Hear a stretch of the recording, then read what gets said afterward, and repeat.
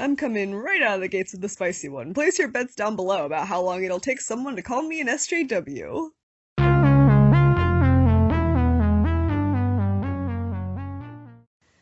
Well, here I am, coming in to talk about some of my issues with BreadTube before I've even had my official induction ceremony.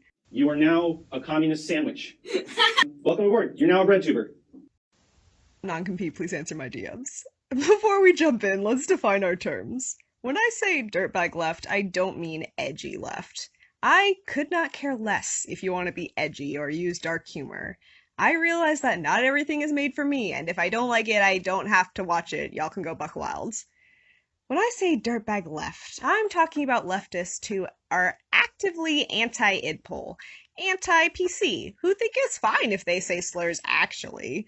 Those are the people I have a problem with.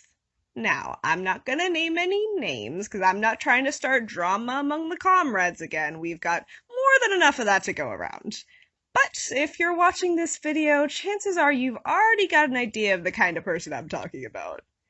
Now that we've got the definitions out of the way, let's start by talking about how people like to defend the dirtbag left and why I think that they are wrong.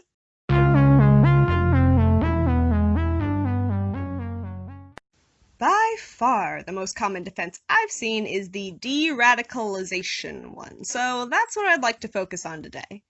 I've heard a lot of people saying that the dirtbag left is important because they can relate to the chuds by using similar humor and eventually bring them over to our side.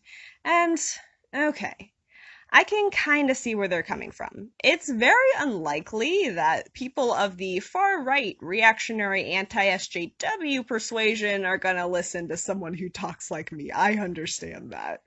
They might connect better with content in the style of the things that they're already watching. But I have a few arguments against this. The first being that it is in fact possible to create edgy content without being a dick to minorities and women. Like, I promise you, you can do it. I've enjoyed my fair share of guillotine memes. Or ones like, I'll have to see if I can find it, but there's that one that's like, I'm gonna slap Jeff Bezos' head so hard it sounds like a screenshot. I don't know why that makes me fucking laugh so much, but it's Anyway, you get what I'm saying. I realize that that's not super edgy or anything. I just don't have the greatest examples because I'm not the edgiest of people. But my point being, I don't think we have to be nice or civil all the time. I'm on board for bullying Jeff Bezos. But that's because I'm punching up. Nothing I can do will harm Jeff Bezos because he is an immortal ghoul man who subsides solely off the suffering of the working class. But on the other hand, saying harmful things about marginalized people can contribute to prejudice and cause them actual real-life damage. Anyway, I'm just saying that you can be edgy and not use slurs, my dude. It's actually pretty easy. My second argument is that I'm not sure how much you're actually de-radicalizing the chuds if you're only changing their minds on economic issues and not social ones. Like, listen, I'm glad you're helping to spread class consciousness and all that. That's great. But I feel like you're making some brand new class reductionists. And, okay, I'm not gonna get into all my problems with class reductionism right now because I feel like that should probably be its whole own video. But, like, you guys do realize that not every single problem that everyone has is only because of their class, right? I know it's a big thing. I'm with you there. And yes, all of the working class suffers because of their position under capitalism, obviously. But I don't think it's inherently more important to talk about that than like racism, misogyny, or transphobia. They're all problems, you guys. And nobody is trying to say that class struggle doesn't matter by saying that, hey, maybe we should address homophobia also, I think. And I'm just guessing here, but I'd assume that if you're any flavor of leftist, then you want a more equal and free society. And that's not going to happen if we don't address all forms of oppression. And finally, I'd like to ask why we're so focused on de-radicalizing these mostly straight white male reactionaries. Not that I don't think it's important, but I find it really interesting that that's what the argument usually centers around.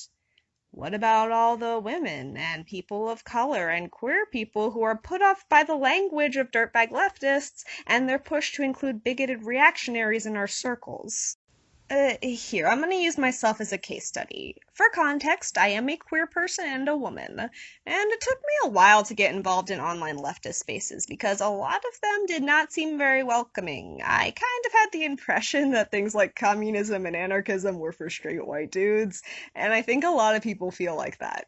And now that I'm involved, I know that's not the case. There are all kinds of people in this movement. Actually, I'm going to link some leftist channels in the description that are run by women, people of color, and queer people if you're interested. But as an outsider looking in, I didn't see that. So much of the discourse centers around the need to not put off the chuds by seeming like SJWs. But what about putting off people like me? Why don't we care about that?